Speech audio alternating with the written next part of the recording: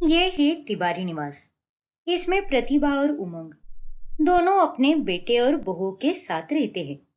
छोटा बेटा रोहित एक बड़ी पोस्ट वाली नौकरी पर काम करता है और उसकी बीवी जानवी एक अमीर घराने की लड़की होती है। ऐसे ही एक रोज, अरे माँ जी, आप इंसान हो या बकासुर? अरे घर में कितना सारा खाना पड़ा है, लेकिन उसके बावजूद भी आप मेरा ब्रेड खा गई। अब देखिए, मुझे अभी ब्रेड जाम खाने का बड़ा मन कर रहा था। अरे ओ उल्लू की पट्टी, तेरा वो बेस्वाद ब्रेड मैंने नहीं खाया, तो फिर चंद घंटों में चूहे आकर खा गए क्या? कुछ भी कहती हो माँ जी। वो सब मुझे नहीं पता, लेकिन हाँ, कुछ देर पहले मैं जब फ्रिज में ठंडा छाछ निकालने गई थी, तब मैंने तेरे उस ब्रेड को देखा था वहां पर। तो फिर ब्रेड गया तो गया किधर? अरे जानवी, तुम्हारा ब्रेड तो मैंने सागर को दे दिया। वो आज नाश्ते में उसे ब्रेड खाने का मन कर रहा था ना, इसीलिए मैंने उन्हें ब्रेड टोस्ट करके दिए। अरे भाभी, आपका दिमाग खराब हो गया है क्या?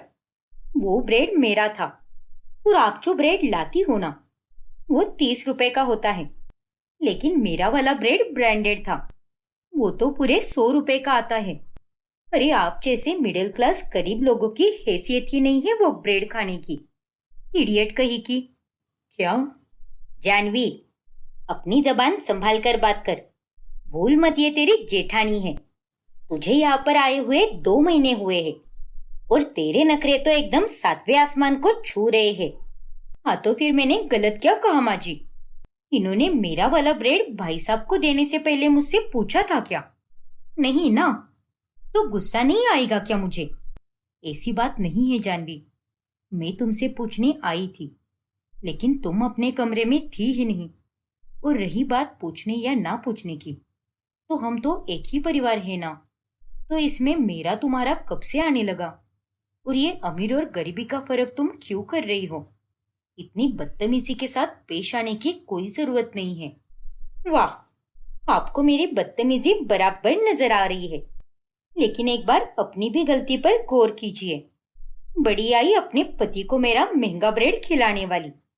और खबरदार, जो आज के बाद मेरी किसी भी चीज को मेरी इजाजत के बिना हाथ भी लगाया तो। इतना कहकर जानवी वहां से चली जाती है। शादी के पहले तो हमें बिल्कुल भी नहीं लगा था कि ये मासूम सी शक्ल वाली जानवी एक नंबर की चुड़ैल निकलेगी। इसमें तो जरा भी तमीज नहीं है। आने दो रोहित को और तेरे पापा जी को। आज तो मैं इसकी जम के शिकायत करूंगी, और इसकी अक्ल तो तभी ठिकाने पर आएगी जब ये अपने पति और ससुर की डांट खाएगी। नालायक कही की। अरे नहीं माँ जी, ऐसा मत कीजिए। अब जानवी में इतनी समझ नहीं है ना, इसीलिए वो ऐसी छोटी छोटी बातों पर लड़ झगड़ पड़ती है। लेकिन देखना आप, वक्त के साथ उसमें समझदारी भी आ जाएगी। अब ये तो भगवान ही जाने। और दाद देती हूं मैं तेरी सहनशीलता को, वरना तेरी जगह पर अगर कोई और होती ना, तो अब तक वो तेरी देवरानी की खटिया खड़ी कर देती। जानवी को अपने पैसों पर बहुत गुरूर होता है। अरे रोहित, मुझे रिया के घर जाना है, और उसका घर तो तुम्हारे ऑफिस के रास्ते पर ही आता है, तो प्लीज मुझे वहां तक ड्रॉप कर दो ना। नहीं जानवी, आज मुझे हमारे ऑफिस के दूसरे ब्रांच जाना है। कुछ जरूरी पेपर वर्क है, इसीलिए आज मैं दूसरे रास्ते से जाने वाला हूँ।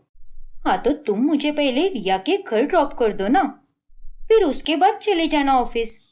ओफो जानवी, देखो, यहीं पर 9:45 बज चुके हैं, और 10:30 बजे तक मुझे वहां पर किसी भी हाल में पहुंचना है। इसीलिए आई एम रियली सॉरी, लेकिन तुम ऑटो से चली जाओ ना, ठीक है ना? चलो बाय, आता हूं मैं। इतना कहकर रोहित वहां से ऑफिस के लिए निकल जाता है। जानवी, हमारे घर के बगल में ही ऑटो स्टैंड है, तो तुम वहां से ऑटो ले सकती हो। अरे आप क्या पागल वागल हो गई हो क्या भाभी? मैं और ऑटो में? No chance. इतने भी बुरे दिन नहीं आए हैं मेरे जो मैं एक ऑटो में घूमू फिरूं। मैं तो अपने लिए स्टाइलिश कैब बुक करूंगी और उसी में जाऊंगी। और ये ऑटो वगैरह तो आप जैसे लोगों पर ही सूट करता है, मुझ जैसे हाई क्लास वाले लोगों पर नहीं। ये सब क्या है जानवी? हर बात में ये क्लास क्यों लेकर आती हो तुम? और इतना अपनी अमेरिका घमंड करना अच्छी बात नहीं है। अब आपको मेरे इस बर्ताव को घमंड समझना है तो समझ सकते हो, लेकिन मुझे उससे कोई फर्क नहीं पड़ता। फिर एक रोज जब जानवी उमंग और प्रतिभा के कमरे के बाहर से गुजर रही होती है, तभी अरे क्या हुआ प्रतिभा, तुम मुझसे 2,000 रुपए क्यों मांग रही हो? और अचानक से तुम्हें इन पैसों की क्या जरूरत पड़ गई? क्या आप भी अब इतने सवाल जवाब मत कीजिए ना। मुझे जरूरत है उन पैसों की, इसीलिए मांग रही हूँ। अब दीजिए ना। अच्छा बाबा, ये लो। जी शुक्रिया। चलो अब मैं जरा बाहर से टहल कर आता हूँ। सुमन से कहना कि 6 बजे तक चाय बनाकर रख दे, और चाय के साथ अगर वो गर्मा गर्म नमकीन पराठे मिल जाते तो बहुत मजा आ जाएगा। आप और आपके ये चस्के, जाइए, कह दूंगी मैं सुमन से। फिर उमंग के जाते ही प्रतिभा खुद से कहती है, माफ कीजिए उमंग जी, आपको मैं हर बात बताती हूँ, लेकिन ये बात मैं आपको नहीं बता पाऊंगी। हर महीने रोहित और सागर सबके सामने मुझे अपनी अपनी तनख्वाह देते हैं, और इस महीने मेरे सागर के पास 2,000 रुपए कम है, और इसीलिए मुझे आपसे ये पैसे मांगने पड़े, ताकि मैं ये पैसे सागर को दे सकूं। और वो जब सबके सामने मुझे पैसे दे तो वो पैसे पूरे हो, ना कि आधे। प्रतिभा की ये बातें जानवी सुन लेती है। अच्छा जी, तो ये माजरा है, अपने ही बेटे की ये बात छुपाई जा रही है। फिर बाद में, लेकिन माँ, ये आप क्या कर रही हो? आपने पापा की पेंशन के पैसे क्यों लिए? मैंने आपसे ये जरूर कहा था कि इस महीने में आपको 2,000 रुपए कम दूंगा, लेकिन इसका मतलब ये थोड़ी ना है कि मैं आपको पैसे ही नहीं दूंगा। मैं 10 से 15 दिनों के बाद वो 2,000 रुपए आपको दे दूंगा। इसीलिए प्लीज माँ, ये पैसे आप मुझे मत दीजिए। अरे नहीं बेटा, ऐसा मत बोल। देख, रोहित जब मुझे पूरे पैसे देगा तब तू भी अपनी तनख्वाह में ये 2,000 रुपए जोड़कर मेरे हाथ में दे देना, वरना अगर तूने कम पैसे दे दिए तो वो जानवी फिर से कोई बखेड़ा कर देगी। ओफो माँ, तुझे मेरी कसम बेटा, ये पैसे तो तुझे लेने ही होंगे। अब सागर को ना चाहकर भी उन पैसों को अपनाना ही पड़ता है, और फिर बाद में वो और रोहित दोनों प्रतिभा के हाथ में पूरे पैसे दे देते हैं। और तभी वाह, बहुत अच्छा तमाशा चल रहा है यहाँ पर, वो भी एक ही घर में। लेकिन क्या हुआ है जानवी, ये अचानक से तुम क्या बोलने लगी हो? बोलूंगी नहीं, मैं तो अब आप सबको कुछ दिखाने वाली हूँ।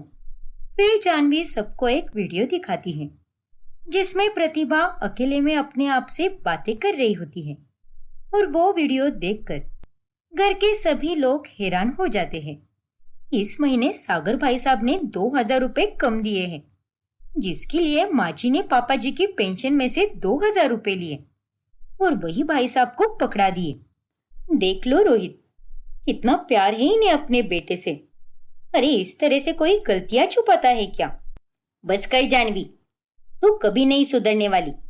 अरे इसमें सागर की क्या गलती है? उसकी तनख्वाह में 2,000 रुपए कट के आए हैं, क्योंकि उसने अपने बॉस से कुछ पैसे उधार लिए हैं। हाँ, तो ये बात छुपाने का प्लान क्यों बनाया आपने माँ जी? सरेआम कह देती ना कि सच क्या है और झूठ क्या है, लेकिन नहीं, आपको तो सब कुछ छुपाना था। हाँ, तो ये बात अगर माँ ने छुपा भी ली तो इसमें गलत क्या है? हर बात को रबर की तरह खींचना तुम्हारी आदत सी बन गई है। और वैसे भी ये पैसे लेने के लिए मैंने माँ को पहले ही मना किया था कि ये सब मत करो, लेकिन उन्होंने मुझे अपनी कसम दी और इसीलिए मुझे ये पैसे अपनाने ही पड़े। वाह, क्या बात है।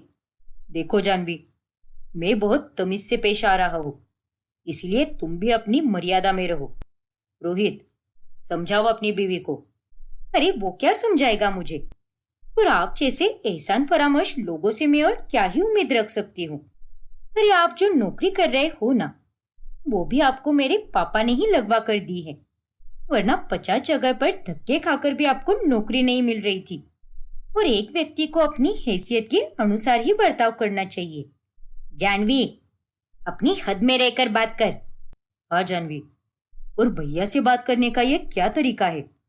लेकिन मैं कुछ गलत थोड़ी ना बोल रही हूँ, बल्कि मैं तो सच ही बोल रही हूँ ना। और इसीलिए इन सबको मिर्ची लग रही है। अरे अब चुप हो जा, बहुत बोल गई तुम। अरे हर रोज बस इसे नया नया तमाशा करने के लिए कहो। और कुछ आता है क्या इसे? और नहीं तो क्या, इसने तो हम सबको बेवकूफ समझ के रखा है। ठीक है, अगर मेरे कारण आप सबको इतनी ही दिक्कत हो रही है तो अब मैं यहाँ पर रहूंगी ही नहीं। जा रही हूं मैं ये घर छोड़कर। अरे जानवी, अब ये क्या बचपना है? जरा तो सोच समझ कर फैसले लो ना। आप तो चुप ही रहिए भाभी। और ये जो कुछ भी हो रहा है ना, ये सब आप ही की वजह से हो रहा है। अरे आपके ही कारण ये सब मुझे इतना गलत समझ रहे हैं। ये तुम क्या बोल रही हो जानवी? रहने दो सुमन, अगर इसे जाना है तो जाने दो। वैसे भी इसका हमारे घर में रहकर कोई फायदा नहीं है। अरे घर का सारा काम तो तुम ही करती हो, और ये मोहतरमा तो बस आराम ही फरमाती रहती है। इसीलिए इसे जाना है तो जाने दो, और इसे तो अपने अमीर मायके में जाकर ऐश करने दो। जानवी, जानवी रुको तो। अब जानवी गुस्से में अपना सामान पैक करने लगती है। अरे माँ जी, रोकिए ना जानवी को।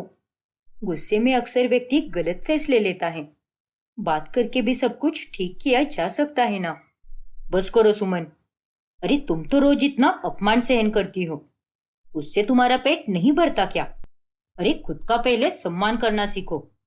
माना कि रिश्तों के लिए अक्सर खुद को झुकाना ही पड़ता है, लेकिन यहाँ पर तो गलती सरासर जानवी की ही है। इसलिए अब तुम इस मामले में कुछ भी नहीं बोलोगी। बहुत बन ली तुम अच्छी। वही दूसरी तरफ, ये सब क्या है जानवी? अरे क्या कर रही हो तुम? अंधे हो क्या? दिखता नहीं क्या पैकिंग कर रही हूं मैं? और जा रही हूं मैं यहाँ से, और मेरे साथ तुम्हें भी चलना होगा। क्या? हाँ, इसमें मैं तुम्हारा भी सामान पैक कर रही हूँ। अरे मैं तुमसे प्यार करती हूँ और तुम्हारे बिना नहीं रह पाऊंगी। इसीलिए तुम्हें मेरी कसम रोहित। लेकिन अब तुम पर निर्भर है कि तुम्हें अपने इस बुज़दिल परिवार को चुनना है या फिर अपनी प्यारी बीवी को। यार जानवी, ये किस दुविधा में तुम मुझे फंसा रही हो? मेरे लिए तो दोनों ही एक बराबर महत्वपूर्ण है। प्लीज बात को समझने की कोशिश तो करो ना, और ये गुस्सा छोड़ दो। नहीं रोहित, तुम्हारे माता पिता तुम्हारे बड़े भाई और भाभी को ही ज्यादा प्यार करते हैं। अरे उन लोगों को तो हमसे कोई मतलब ही नहीं है, और अगर है भी ना तो वो केवल पैसों तक ही है। और इससे अच्छा तो यही होगा ना कि हम दोनों अलग होकर अपने खुद के घर में रहें, और उससे हमें सुकून भी मिलेगा। पर ये रोज रोज की चिक चिक में क्या रखा है? क्या? और नहीं तो क्या रोहित। अरे माँ जी और पापा जी के मन में तो तुम्हारे लिए इतना कुछ भी नहीं है जितना कि सागर भाई साहब के लिए है। रोहित अब बहुत ही गहरी सोच में पड़ जाता है, और अब उसे ना चाहकर भी जानवी के साथ घर छोड़ना ही पड़ता है। दोनों घर के बाहर निकल रहे होते हैं कि तभी वहां पर उमंग आ जाते हैं, और प्रतिभा उन्हें सब कुछ बताती है। अरे ये सब क्या चल रहा है इस घर में? जानवी और रोहित, तुम दोनों इस घर को छोड़कर कहीं नहीं जाओगे। नहीं पापा जी, माफ कीजिएगा, लेकिन मुझे आपके आदेश को ठुकराना ही पड़ेगा। मैं और रोहित अब यहाँ पर नहीं रह पाएंगे, और उसकी सारी वजह आपको पता ही है। और हाँ, आपका और माँ जी का ख्याल रखना। चलो रोहित। जानवी, रोहित बेटा, हमारी बात तो सुनो। रुक जाओ बेटा। हे भगवान, ये सब क्या हो गया? जानवी और रोहित घर छोड़कर अब चले जाते हैं। मुझे माफ कीजिए माँ जी, पापा जी, आज मेरे कारण ही देवर जी और जानवी ये घर छोड़कर चले गए। नहीं सुमन, अरे तुम माफी क्यों मांग रही हो? इसमें तुम्हारी कोई गलती नहीं है। अरे मैं भले ही वहां पर मौजूद नहीं था, लेकिन मुझे सब पता चल जाता है। और देखना तुम, जानवी ने आज जो कोई भी फैसला किया है ना, उसे इस बात का एक ना एक दिन पछतावा तो जरूर होगा। अब रोहित और जानवी दोनों अलग से एक नए घर में रहने लगते हैं। ऐसे ही कुछ दिन बीत जाते हैं, और अचानक से सुमन को उल्टी आती है। और जब डॉक्टर से टेस्ट कराया जाता है, तब उन्हें पता चलता है कि सुमन प्रेग्नेंट है। क्या? तू माँ बनने वाली है सुमन, और मैं दादी। बाप रे, मुझे तो विश्वास ही नहीं हो रहा। अरे इतना ही नहीं, अभी अभी मुझे रोहित का भी कॉल आया था कि कल ही जानवी ने जाकर टेस्ट किया है और वो भी माँ बनने वाली है। क्या? हाँ प्रतिभा, ऊपर वाले का कमाल तो देखो। हमारी दोनों बहुएं एक साथ अपना पहला बच्चा इस दुनिया में लाएगी। भगवान जी, मैं तो बस यही प्रार्थना करती हूँ कि अब जब आपने इतनी बड़ी खुशखबरी दी है तो इन बच्चों के जरिए इस टूटे परिवार को फिर से जोड़ दो। अपनी बहू और बेटे को ऐसे अलग नहीं देख सकती मैं। फिर प्रतिभा जानवी से मिलने उसके घर चली जाती है। रुक जाइए माँ जी, आप अंदर नहीं आ सकती। क्या? प्रतिभा एकदम हैरान रह जाती है। अब आगे क्या होगा जानने के लिए हमारा अगला भाग देखना ना भूले। और अगर आपने हमारा चैनल सब्सक्राइब नहीं किया है तो अभी सब्सक्राइब कीजिए और बेल आइकॉन दबाना ना भूले। पिंकी की आई जब मंदिर से लौटती है तब उसे घोड़े बेचकर सोते हुए देखकर वो हैरान हो जाती है। देवा रे देवा, क्या होगा इस लड़की का? अरे पिंकी, कितना सोएगी? तेरे को काम पर जाने का नहीं है क्या? मैं तो मंदिर भी जाके आई और तू है कि अब तक सो रही है? अच्छा गावत, इतना लेट हो गया। आज तो पक्का मेरी वाट लगने वाली है। अरे एड़पट, चल जा अब, जल्दी से तैयार हो जा और पहले बस पकड़ ले। पैदल जाएगी तो और ज्यादा लेट होगी। अरे हाँ आई, अब मैं वेट करने वाली हूँ। फिर पिंकी फटाफट से तैयार होकर बस स्टैंड पर पहुंचती है। आई शपथ बाबा गणपत, ये क्या? मेरे इस डब्बे फोन को भी ऐसे मुसीबत के वक्तिश बंद पड़ने का था क्या? बड़ी मैडम और छोटी मैडम ने अब तक मुझे 50 बार फोन किया होगा। मेरे को चार्जिंग कल रात को ही करके सोना चाहिए था।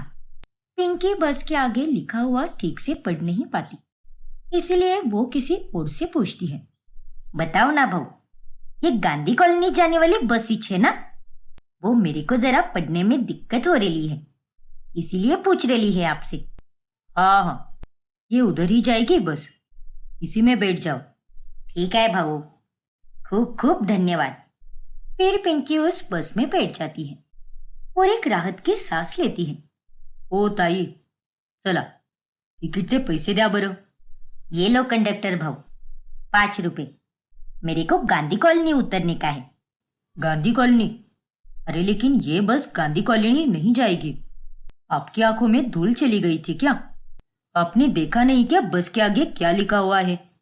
ये बस जूही नगर जाने वाली है। अरे बाप रे, ये आप क्या बोल रहे हो भाऊ? अब मैं क्या करूं? एक काम कीजिए, आप अगले स्टॉप पर उतर जाइए और वहां से ऑटो रिक्शा में बैठकर चले जाना। पता नहीं ऐसे अनपढ़ गवार लोग कहाँ कहाँ से आ जाते हैं। अरे माकड़ तोंडाच्या, क्या बोला रे तूने? मेरे को अनपढ़ कहा? अरे अगर किसी को कुछ पता नहीं है तो उसे समझाना चाहिए, ना कि ऐसे बेइज्जती करनी चाहिए। मूर्ख कुटला। हाँ हाँ ठीक है, अब आगे बढ़ो, चलो। बढ़ीच रही है मैं आगे, लंगूर कहीं का। फिर पिंकी उस बस से उतर जाती है। पता नहीं किसने नींबू मिर्ची मारी है मेरी किस्मत पर, जो हर बार मेरे साथी जैसा घोटाला हो जाता है। अब जल्दी पहुंचने के लिए मेरे को अपनी जेब से ही पैसा बर्बाद करना पड़ेगा।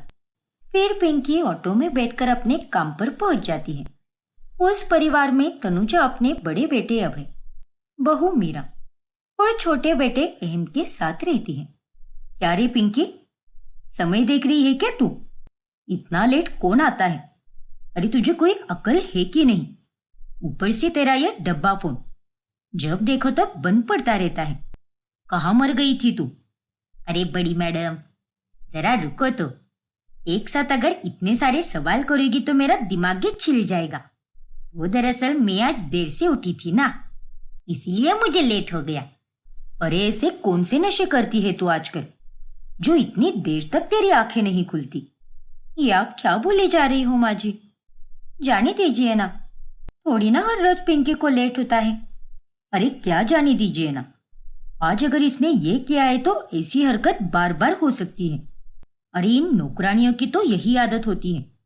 नहीं रे बाबा, और बड़ी मैडम, आज ही मैंने ये कांड किया है, लेकिन आइंदा से ऐसा नहीं होएगा, इसकी गारंटी मैं आपको देती है। वो हुआ यूं कि मैंने बस का नाम गलत पढ़ लिया और एक आदमी से पूछकर मैं उसी बस में बैठ गई। वो तो अच्छा हुआ कि उस बिंडोक कंडक्टर ने मुझे बीच रास्ते में ही बता दिया कि वो बस गांधी कॉलोनी में नहीं जा रही है, वरना आज तो मेरा कल्याण ही हो जाता। जाहिल तो तू है ही।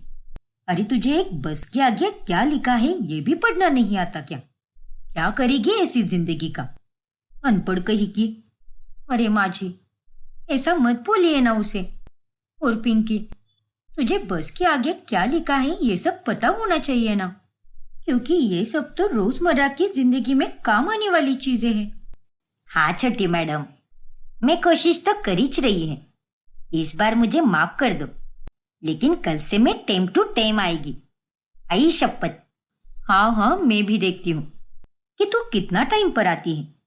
चल जा, अब काम पर लग जा। हाँ बड़ी मैम साहब, जा रही है मैं। फिर पिंकी अपने काम पर लग जाती है और फिर दोपहर में मीरा रसोई में आकर पिंकी के साथ गप्पे लड़ाती है। अरे हाँ छोटी मैडम, ये देखो, अब आज मैं आपको महाराष्ट्रियन स्टाइल का भाकरी बनाकर दिखाती है। अरे वाह, दिखाओ दिखाओ। अभय और देवरजी दोनों को भी भाकरी बहुत पसंद है और रात को तो तुम नहीं रहती, तब मैं ही बनाकर दूंगी उन्हें। हाँ हाँ जरूर। तभी रसोई के पास से गुजर रही तनुजा वहीं पर रुक जाती है। अल्लाह, क्या बोल रही हो मैडम आप? अरे हाँ बाबा, मैं सच बोल रही हूँ। और फिर मेरी जो मौसी सास है ना, उन्होंने माँ जी को बहुत सुनाया, क्योंकि माँ जी के बने हलवे को खाकर घर में मौजूद सबका पेट खराब हो गया था। बाबा रे बाबा, बड़ी मैडम तो डेंजरस है फिर तो। अब से मैं उनके हाथ का कुछ भी नहीं खाएगी, क्या पता मेरा भी पेट खराब हो जाए। हाँ पिंकी, सही कहा तूने। क्या बकवास कर रही हो तुम दोनों? मेरी बुराई चल रही है ना यहाँ पर। क्या बुराई और हम दोनों? अरे नहीं बड़ी मैडम, आप जैसे अच्छे लोगों की बुराई नहीं, बल्कि अच्छाई की जाती है। हम तो किसी और ही विषय पर बातचीत करे ले थे, क्यों छोटी मैडम? हाँ माँ जी, मैं तो आपकी बुराई कर ही नहीं सकती। मुंह बंद करो तुम दोनों अपना। मैं सब अच्छे से समझती हूँ। और बहू तुझे कोई काम धंधे है कि नहीं, जो इसके पास आकर हर वक्त खीखी खूखू करती है? अरे खीखी खूखू नहीं माँ जी, मैं तो यहाँ पिंकी से भाकरी बनाना सीख रही थी। कुछ सीखने की जरूरत नहीं है तुझे। चल जा अपने कमरे में। लेकिन माँ जी, मैंने कहा ना, अपने कमरे में जा। और तू पिंकी, चुपचाप अपने काम पर ध्यान दे, वरना तेरे ये पिंक पिंक गालों पर लपड़ लगा के लाल कर दूंगी मैं। अरे नहीं बड़ी मैडम, ऐसा मत कीजिए। मैं दे रही है ना अपने काम पर ध्यान, और आगे भी अपने काम पर अच्छे से ही ध्यान देगी। फिर पिंकी अपना काम करना जारी रखती है। वही मीरा अपने कमरे में चली जाती है। पता नहीं क्या चलता रहता है इन दोनों का, लेकिन अब तो मुझे इन दोनों को दूर ही रखना होगा। फिर ऐसे ही एक रोज, ये लो पिंकी। क्या बात है छोटी मैडम, आज ना तो दिवाली है ना ही मेरा हैप्पी वाला बर्थडे, तो आप किस खुशी में मेरे को ये पैसे दे रही हो? अरे बाबा, ये पैसे तुम्हारे लिए नहीं हैं, बल्कि डिलीवरी वाले के हैं। जब वो मेरा पार्सल देने आएगा, तब तुम उसे 550 रुपए दे देना, क्योंकि माची और मैं तो अभी बाजार जा रहे हैं और घर आते आते हमें थोड़ी देर हो सकती है। अच्छा, ऐसा है क्या? ठीक है छोटी मैडम, दे दो, मैं देगी उस डिलीवरी वाले को। फिर तनुजा और मीरा बाजार चले जाते हैं और फिर बाद में डिलीवरी बॉय पार्सल लेकर आता है। अरे वो डिलीवरी वाले भाऊ, ये लो आपके पैसे। पूरे हैं ना? लगता है ये नौकरानी अनपढ़ है, इसके तो होलिये से ही समझ आ रहा है। अच्छा मौका मिला है, इसे तो मैं आराम से बेवकूफ बना सकता हूँ। अरे ओ भाऊ, क्या खड़े खड़े ख्याली पुलाव पकाने लगे? बताओ ना जल्दी, मेरे को 100 काम पड़े ले हैं। अरे हाँ बिल्कुल, पूरे पैसे हैं, और ये रहा आपका पार्सल। बस ठीक है, चलो फिर, धन्यवाद भाऊ। फिर बाद में जब तनुजा और मीरा घर वापस आती हैं, तभी, अरे वाह बहू, ये ड्रेस तो बहुत ही सुंदर है। वैसे ये तो 550 का है ना, जबकि तूने पिंकी को 600 रुपए दिए थे। हाँ माँ जी, मुझे पिंकी से वापस मिले हुए 50 रुपए लेने होंगे। पिंकी, वो 50 रुपए कहाँ पर है? क्या? अरे कौन से 50 रुपए छोटी मैम साहब? उस डिलीवरी वाले भाऊ ने तो बोला कि पैसे पूरे हैं। पूरे हैं? अरे लेकिन ऐसे कैसे? मैंने तुझे तो केवल 550 रुपए ही देने के लिए कहा था। तो फिर तूने उसे 600 रुपए क्यों दे दिए? क्या बात कर रही हो छोटी मैडम? इसका मतलब आपने मुझे 600 रुपए दिए थे? हाँ पिंकी। अरे देवा, मुझे लगा कि वो 550 रुपए ही है। क्या पिंकी, तुम भी ध्यान कहाँ पर रहता है तुम्हारा? देखा इस अनपढ़ गवार की हरकत का नतीजा। और जब मैं इसे कुछ कहती हूँ तो तू ही मुझे चुप कराती है। अब देख, आज इसके गवार होने के कारण 50 रुपए पानी में चले गए। नालायक कही की। माफ कर दियो मैडम, लेकिन मेरे को सच में पता नहीं था। अरे तू इतनी पागल कैसे हो सकती है? तुझे 550 और 600 रुपए में फर्क नहीं समझ आता क्या? अनपढ़ होने की भी एक हद होती है, और आज तो तूने उसे भी पार कर दिया। शाबाश। और पिंकी, आज तो तुमने मेरा नुकसान किया है। ऐसा ही कल अगर तुम खुद का नुकसान कर दो तो कितना बुरा होगा।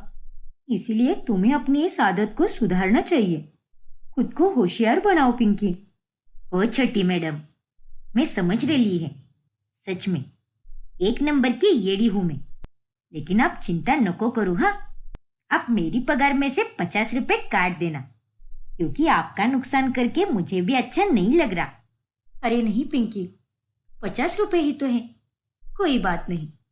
अरे कोई बात नहीं का क्या मतलब है तेरा?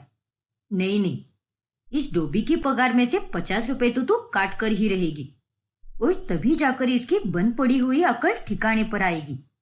अरे पर माँ जी, पर वर गया तेल लेने। जितना कहा है उतना ही कर, और दोबारा इसे ऐसे वैसे काम देना ही मत जिनमें पैसे वगैरह हो, वरना 50 की जगह पर यह हमारा हजारों का नुकसान कर देगी। ऐसा मत बोलिए ना बड़ी मैडम। अरे चुप हो जा तू। बड़ी आई हमें बताने वाली, और हमें क्या पता कि इसे सच में पढ़ना लिखना आता भी है कि नहीं, या फिर ये कोई झूठ मूठ का नाटक करती है। उस दिन भी इसने गलत बस में बैठने का नाटक किया, और आज ये 50 रुपए एक्स्ट्रा देने का नाटक। अरे ऐसा भी तो हो सकता है ना कि उस दिन ये देर से आए, इसलिए गलत बस में बैठने का झूठा बहाना दे दिया इसने, और आज तो इसने 50 रुपए हड़प लिए, इसलिए फिर से अनपढ़ होने का ढोंग रचा इसने। क्या? अरे बस कीजिए माँ जी, क्यों इस बेचारी को इतना सुनाती रहती हो आप? मैं जानती हूँ इसे, ये जानबूझकर ऐसा कुछ भी नहीं करेगी। हाँ बड़ी मैडम, मैं सच में अडानी है और कोई नाटक नहीं करेली। और 50 रुपए हड़पने के लिए मैं ये सब क्यों करेगी? मैंने तो आज तक किसी का भी 1 रुपया भी नहीं खाया। जो भी खाती हूँ अपने खून पसीने की मेहनत का ही खाती हूँ। फिर तनुजा मुंह बनाकर वहां से चली जाती है। अरे पिंकी, माँ जी की तरफ से मैं माफी मांगती हूँ, उनकी बातों का बुरा मत मानना। अरे कोई बात नहीं छोटी मैडम, आप काय को माफी मांग रही हो? फिर एक दिन जब पिंकी काम करके अपने घर जाती है, तब उसकी आई को बहुत तेज बुखार आया होता है। अरे बाप रे! अरे आई, तू तो पूरी तरह तप चुकी है। पिंकी बाड़ा, मैं तेरा ही इंतजार कर रही थी। मेरे को अस्पताल ले चल बेटा। ओ आई, अब भी चलते हैं। तू तू फिक्र मत कर, मैं है ना। फिर पिंकी अपनी आई को अस्पताल लेकर जाती है, और तभी सुलोचना जी की बेटी आप ही हो ना? ओ डॉक्टर साहब, मैं ही छे उनकी बेटी। क्या हुआ है मेरी आई को? टेस्ट वगैरह सब नॉर्मल है ना? देखिए, आपकी आई को डेंगू मलेरिया हुआ है और उन्हें हमें एडमिट करना होगा। क्या? अब बताइए, करे उन्हें एडमिट?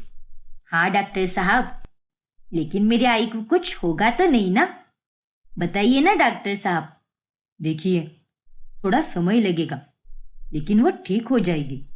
फिर पिंकी की आई को एडमिट किया जाता है और वहां पर उसके काफी पैसे खर्च हो जाते हैं, जिसके बाद वो बहुत चिंता में पड़ जाती है।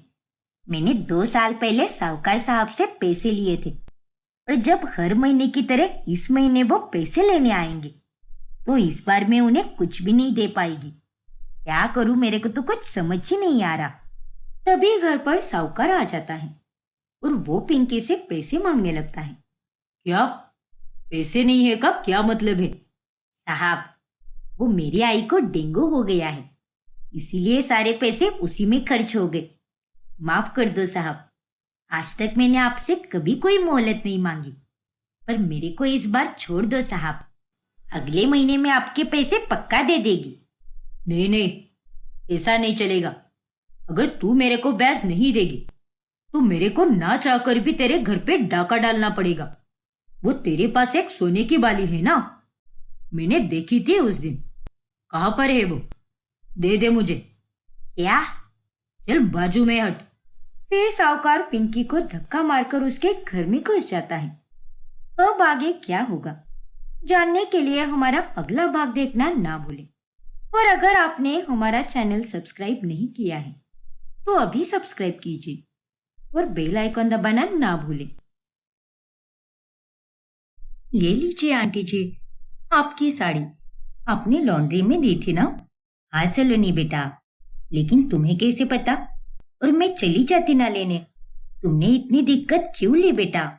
अरे आंटी जी, मुझे कोयल ने बता दिया था, इसीलिए मैंने सोचा मैं लॉन्ड्री के रास्ते से ही आ रही हूँ, इसलिए आपकी साड़ी भी लेकर आती हूँ। उतना ही आपका काम भी हो जाएगा। वाह बेटा, तो सच में बहुत अच्छी है।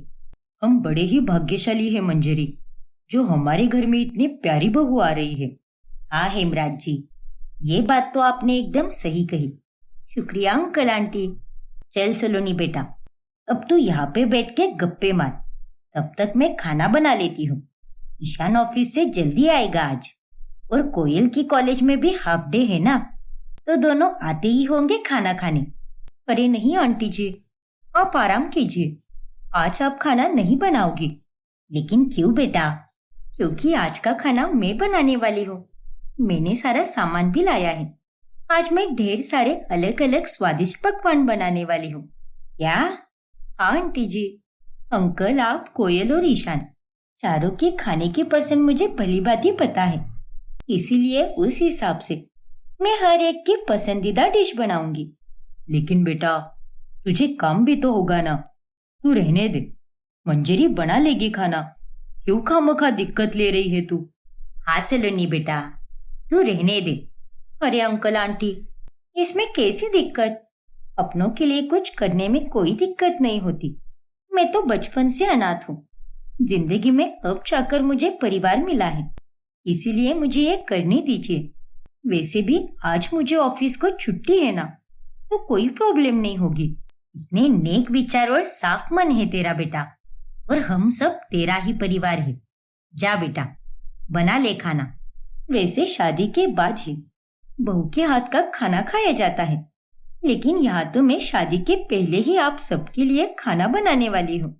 हाँ बेटा, और उसके लिए हम सब भी बहुत उत्सुक है। क्यों हेमराज जी? हाँ हाँ बिल्कुल। सलोनी और ईशान दोनों कॉलेज से ही एक साथ होते हैं, और अब उन दोनों की शादी होने वाली होती है। ये लीजिए, सबके लिए गर्मा गर्म खाना। माँ पापा, एक बार मुझसे मेरी आखिरी ख्वाहिश भी पूछ लो। क्या? अरे ये तो क्या बकवास कर रहा है ईशान।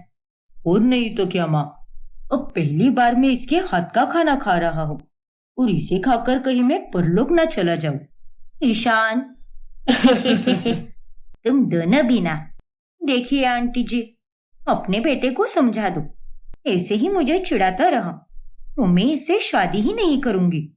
ईशान चुप रहना बेटा, क्यों तंग करता रहता है बेचारी को? और नहीं तो क्या, अब जाओ, तुम्हें तो मैं खाना ही नहीं दूंगी। एक निवाला भी नहीं मिलेगा तुम्हें अब। अरे बाबा, अब इतना बड़ा जुर्म भी मत करो यार। खाना मेरी जान है, और आज जो कुछ भी बना है सब मेरे पसंद का ही है। प्लीज दो ना मुझे खाने को। माँ पापा, समझाओ ना अपनी होने वाली बहू को। नहीं बेटा, तुझे इसकी सजा मिलनी ही चाहिए। क्या पापा?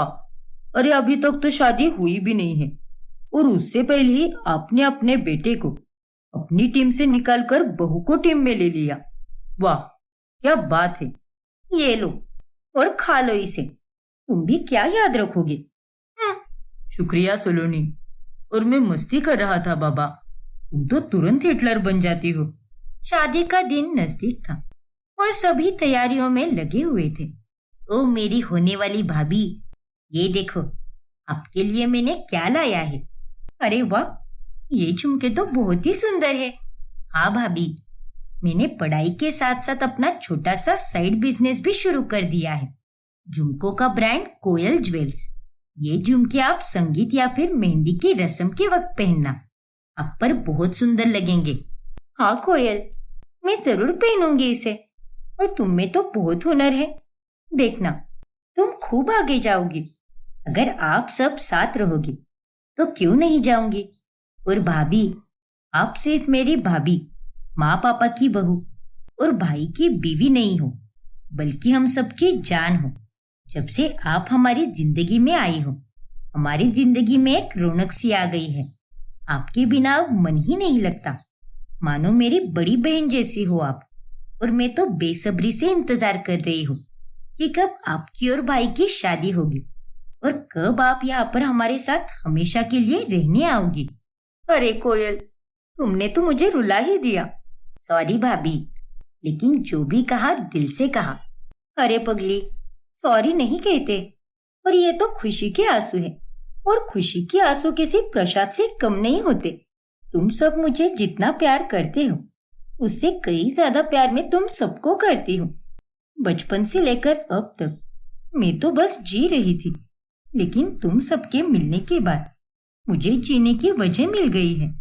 फिर सलोनी और कोयल एक दूसरे के गले लगती है और आखिर वो दिन आ ही जाता है जब ईशान और सलोनी की शादी होती है।